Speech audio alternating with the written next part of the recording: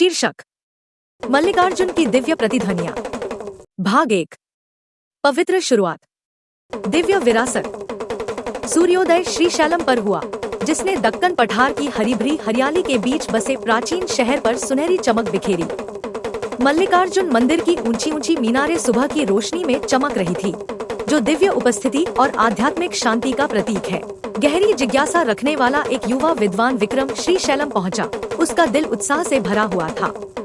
एक साधारण कुर्ता पहने और चमड़े की जिल्द वाली एक पत्रिका लेकर वह मल्लिकार्जुन महादेव, शिव और पार्वती दोनों के रूप में पूजे जाने वाले देवता से जुड़े रहस्यों को जानने के लिए उत्सुक था। हवा चमेली और गेंदे की खुशबू से भरी हुई थी और भक्ति गीतों की आवाज संकरी गलियों में गूंज रही थी। शहर में मल्लिकार्जुन को समर्पित भव्य उत्सव की तैयारियां जोरों पर थी। सड़कों पर रंग बिरंगी सजावट से सजी दुकानें लगी हुई थी और कारीगर जटिल मालाएं और प्रसाद बनाने में लगन से लगे हुए थे। हर निवासी आगामी उत्सव में अपना योगदान देने के साथ ही उत्सुकता का भाव महसूस कर रहा था। विक्रम का पहला पड़ाव मंदिर था, जो अपने अलंकृत नक्काशीदार खम्भों और राजसी गर्भगृह के साथ एक वास्तुशिल्प चमत्कार था। अंदर तेल के दियों की कोमल चमक से प्रकाशित वातावरण शांत था। यहाँ उनकी मुलाकात ऋषि अर्जुन से हुई, जो एक बुजुर्ग ऋषि थे जिनकी उपस्थिति से ज्ञान और शांति का अनुभव होता था। ऋषि अर्जुन ने विक्रम का गर्मजोशी से स्वागत किया। उनकी आंखों में जीवन भर का ज्ञान झलक रहा था।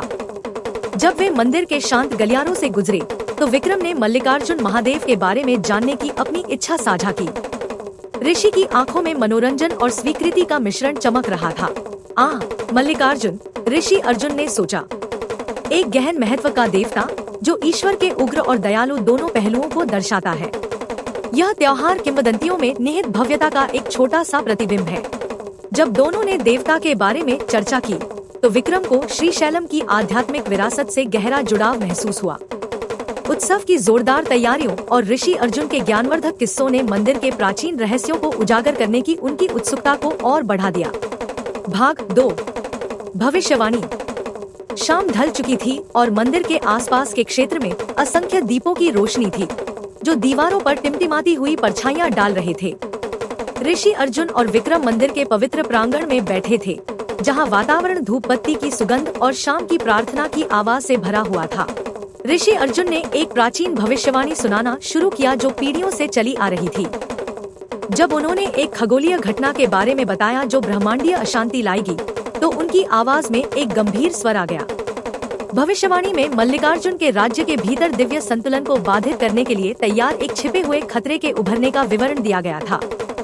ऋषि अर्जुन ने बताया, एक अंधकारमय शक्ति ब्रह्मांडीय व्यवस्था को नष्ट करना चाहती है, मल्लिकार्जुन द्वारा बनाए गए सामंजस्य को चुनौती देना चाहती है। कालनेमी के नाम से जानी जाने वाली यह शक्ति देवताओं की प्रतिद्वंद्वी है, जिसके पास बड़ी उथल पुथल मचाने की शक्ति है। विक्रम ने ध्यान से सुना। उसकी जिज्ञासा चिंता में बदल गई। ऋषि के शब्दों ने एक आसन्न संघर्ष की तस्वीर पेश की, जो उनकी वास्तविकता के मूल स्वरूप को बदल सकता था। भविष्यवाणी के अशुभ स्वर ने सुझाव दिया कि त्योहार का जश्न आसन्न संकट से प्रभावित हो सकता है। जैसे ही ऋषि अर्जुन ने भविष्यवाणी के विवरण के बारे में विस्तार से बताया, विक्रम के मन में बेचैनी की भावना घर कर गई। वर्णित अंधेरी शक्ति केवल एक मिथक नहीं थी, बल्कि एक ठोस खतरा था जो क्षितिज पर मंडरा रहा था। दिव्य संतुलन की परीक्षा लेने वाले एक ब्रह्मांडीय युद्ध के विचार ने उसके भीतर एक तात्कालिकता की भावना जगा दी।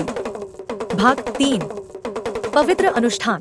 त्योहार का दिन आ गया और मंदिर को जीवंत सजावट से सजाया गया। पूरे क्षेत्र से भक्त एकत्रित हुए। पवित्र अनुष्ठान करते समय उनकी आवाजें सुरीली आवाज में गूंज रही थी। विक्रम अपनी रहस्यमय अंतर्दृष्टि के लिए जानी जाने वाली स्थानीय पुजारी काव्या के साथ श्रद्धा की भावना के साथ उत्सव में शामिल हुए। इस अनुष्ठान में जटिल प्रार्थनाओं और प्रसाद के माध्यम से मल्लिकार्जुन के सार का आह्वान करना शामिल था। मंदिर के गर्भगृह को एक पवित्र स्थान में बदल दिया गया था, जहां पुजारी और भक्त मिलकर एक दिव्य वातावरण बनाने के लिए काम करते थे। विक्रम ने समारोह को मंत्रमुग्ध होकर देखा। उसकी आंखें विस्तृत जुलूस और अनुष्ठानों पर टिकी थी। पारंपरिक पोशाक पहने और पवित्र आभूषणों से सजी काव्या ने अनुग्रह और भक्ति के साथ प्रार्थनाओं का नेतृत्व किया। उसके मंत्र मंदिर में गूंजते रहे, जिससे एक अलौकिक माहौल बन गया। जैसे ही विक्रम ने प्रसाद में भाग लिया, उसने उस दिव्य ऊर्जा से गहरा जुड़ाव महसूस किया जो उस स्थान में व्याप्त थी। हालांकि जैसे जैसे अनुष्ठान आगे बढ़ा, आकाश में एक अशुभ संकेत दिखाई दिया, एक खगोलीय विसंगति जिसने त्योहार की रोशनी की सामंजस्यपूर्ण चमक को बाधित कर दिया। बादल काले हो गए और शहर में एक अजीब सी शांति छा गई।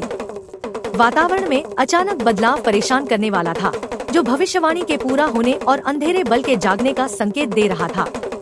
काव्या का चेहरा पीला पड़ गया क्योंकि वह आसमान की ओर देख रही थी। यह एक अच्छा शगुन नहीं है, उसने फुसफुसाया। हमें सतर्क रहना चाहिए। बेचैनी की भावना गहरी हो गई और उत्सव जो कभी खुशी से भरा हुआ था, अब एक पूर्वाभास की अंतर्निहित धारा ले रहा था। भाग 4। बढ़ता तूफान। अगले दिन असामान्य घटनाओं से चिन्हित थे। अजीब मौसम पैटर्न, अस्पष्टीकृत घटनाएं और शहरवासियों के बीच अशांति की बढ़ती भावना। विक्रम के शोध ने उन्हें मंदिर के अभिलेखागार में पहुंचाया, जहां उन्होंने धूल भरे खंडों के बीच छिपी एक प्राचीन स्क्रॉल की खोज की। स्क्रॉल ने अंधेरे इकाई की पहचान का खुलासा किया। कालनेमी, देवताओं का एक दुर्जय प्रतिद्वंद्वी जिसका इतिहास दैवीय व्यवस्था को चुनौती देने का रहा है। स्क्रॉल ने ब्रह्मांडीय संतुलन को बाधित करने और मल्लिकार्जुन के क्षेत्र में अराजकता फैलाने की कालनेमी की योजना का विवरण दिया। जैसे ही विक्रम ने स्क्रॉल को समझा, उसे अपनी रीढ़ की हड्डी में ठंडक महसूस हुई। पाठ ने संकेत दिया कि कालनेमी का आगमन आसन्न था और श्रीशैलम को परेशान करने वाली अशांति में अंधेरे बल का प्रभाव पहले से ही प्रकट होना शुरू हो गया था।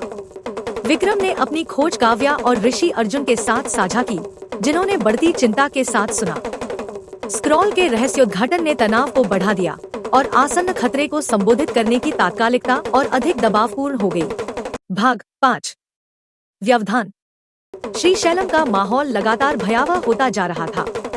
कभी जाना पहचाना परिदृश्य अब अजीबोगरीब घटनाओं से भरा हुआ था। मूसलाधार बारिश के बाद सूखा, बेमौसम तूफान और भूत प्रेत और अप्राकृतिक सन्नाटे जैसी परेशान करने वाली घटनाएं। विक्रम और काव्या ने इन गड़बड़ियों को प्रत्यक्ष रूप से देखा। कभी शांत रहने वाला मंदिर परिसर अब अलौकिक घटनाओं से भरा हुआ था, जो प्राकृतिक व्याख्या को चुनौती देता प्रतीत होता था। आसन्न आपदा की भावना स्पष्ट थी और शहरवासियों की चिंता हर गुजरते दिन के साथ बढ़ती जा रही थी। मल्लिकार्जुन की दिव्य ऊर्जा से गहराई से जुड़ी काव्या ने संकट का भार महसूस किया। हमें इस व्यवधान का मुकाबला करने का कोई रास्ता खोजना होगा, उसने विक्रम से आग्रह किया। ब्रह्मांड का संतुलन दांव पर है